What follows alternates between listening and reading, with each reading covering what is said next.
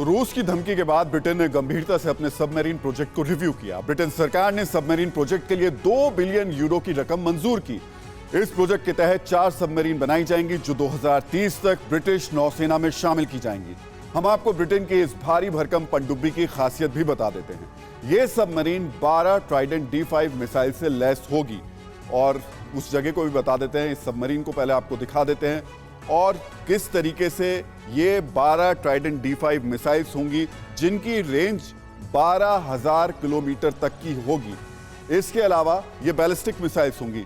इसमें एक PW3 nuclear reactor भी होगा। सबमरीन के पिछले हिस्से में जब हम जाएंगे तो ये देखने को मिलेगा इस न्यूक्लियर रिएक्टर। इसके अलावा पनडुब्बी न्यूक्लियर एनर्जी से जो ये रिएक्टर लगा होगा उसकी वजह से ये न्यूक्लियर एनर्जी से चल पाएगी। न्यूक्लियर रिएक्टर के पीछे की तरफ जो है वो एक एनवायरमेंटल सेंसर लगा होगा और इसकी खासियत यह है कि ये क्रू को बाहर के मौसम के बारे में बताएगा। बहुत इंपॉर्टेंट चीज़ है। इसके अलावा इसमें एक्स-फॉर्म रूडर्स भी लगे होंगे और ये गहराई में सबमरीन को ऑपरेट करने में मदद करेंगे। इसके अलावा सबमरीन में पंप जेट, ये प्रोपल्सर भी लगा होगा और ये क्या काम करेगा ये आपके लिए जानना जरूरी है।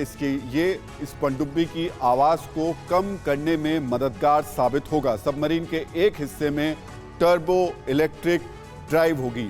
इस हिस्से में आप देख लीजिए एक बार और इसका बहुत महत्वपूर्ण रोल है। ये सबमरीन के लिए बिजली बनाने में मदद करेगा। सबमरीन के बीच वाले हिस्से में क्रू टनल भी है और ये क्रू टनल खासतौर से जो ये सबमरीन ऑपरेट करने वाली क्रू है उसके लिए बनाई गई है। इसमें मेंबर्स के बैठने की व्यवस्था होगी। सबमरीन में 133 क्रू मेंबर्स रह सकते हैं। सबमरीन के बीच वाले हिस्से में ही मिसाइल कंपार्टमेंट है जहां मिसाइल स्टोर्स की जाएंगी। सबसे खतरनाक जगह है। उसके अलावा उसके बाद में वहां पर एक मिसाइल ट्यूब भी है और इस मिसाइल ट्यूब की जो स्थिति है वहां से मिसाइल लॉन्च की जाएगी। ये वो सबसे इंपॉर्टेंट पार्ट है। सबमरीन के अगले हिस्से में एक कमांड स्पेस है और कमांड स्पेस जो कि अपने नाम के हिसाब से ही बता देता है कि उसका काम क्या है।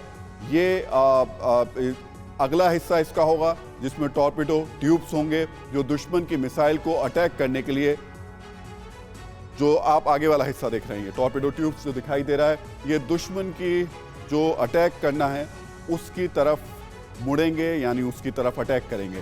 पनडुब्बी में 42 किलोमीटर लंबी एक पाइप डाली जाएगी। इस पनडुब्बी में 20,000 केबल डाली जाएंगी। सबमरीन में इस्तेमाल केबल की लंबाई करीब 346 किलोमीटर होगी।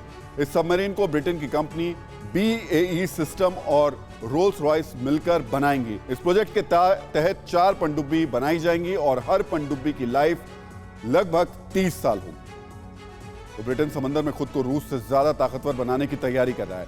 यहां हम आपको यह जरूर बताना चाहेंगे कि समंदर में सबमरीन की पावर से ही कोई देश दुश्मन का मुकाबला कर सकता है। यानी जिसके पास जितनी ताकतवर सबमरीन होंगी वो उतना ही ताकतवर मुल्क होगा। हम आपको सबमरीन के मामले में 5 ताकतवर मुल्कों की जानकारी भी दे देते हैं। न्यूज एजेंसी AFP की रिपोर्ट के मुताबिक अमेरिका के पास 69 सबमरीन है। इसमें 52 न्यूक्लियर सबमरीन है। सबमरीन के मामले में दूसरे नंबर पर रूस आता है। रूस के पास 58 सबमरीन है। इनमें 17 न्यूक्लियर सबमरीन है। ब्रिटेन के पास फिलहाल 12 सबमरीन है। इसमें से 8 न्यूक्लियर सबमरीन है। फ्रांस के पास 11 है। इसमें से 7 न्यूक्लियर सबमरीन है। चीन के पास 61 सबमरीन है जिनमें से 7 न्यूक्लियर सबमरीन है। अड़ी सोमवार से शुक्रवार शाम 6 बजे सिर्फ TV9 भारतवर्ष पर।